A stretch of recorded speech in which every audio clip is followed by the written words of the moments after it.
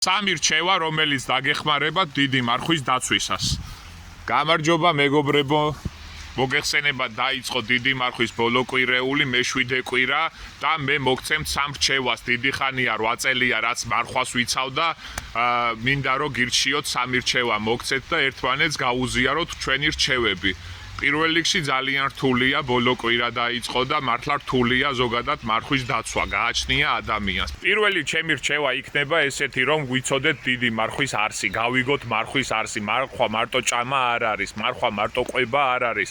უნდა გავიაზროთ რა არის მარხვა, უფლის სიყვარული, უფრო მეტად შევითვისოთ. ამ დროს უნდა მეტი მოთმინებით, მეტი სულიერი სიმშვიდით უნდა დავიწყოთ ყოველი დღე და ყოველი დილა. აუცილებლად უნდა გავიგოთ მარხვის არსი, მარხვა მარტო ჭამა არ არის. რაც შეეხება მეორე რჩევას, კვების მხრივად შეგვიძლია ხორცის ნაცვლად ამოვიღოთ სხვადასხვა საკვებები არსებობს.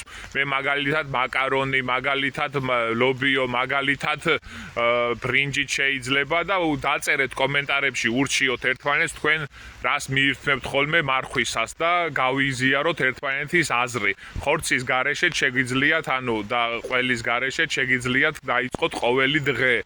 და მესამე რჩევა, ვილოცოთ, უფლის სიყვარულით დავიწყოთ ყოველი დღე, ეკლესიაში ვიაროთ ყოველ დღე, დილის ლოცვები წავიკითხოთ, ძილად მისვლის ლოცვები წავიკითხოთ, ვილოცოთ, ვიგალობოთ, ეკლესიაში ვიაროთ და ამით უფრო მეტად შევიყვაროთ უფალი. ყოველი დღე სიახლოვე უნდა იყოს უფლის. ღმერთმა ყველაფერი საუკეთესო მოგცეთ, სულიერი სიმშვიდე, მშვიდობა და წარმატებებს გისურვებთ ყველას.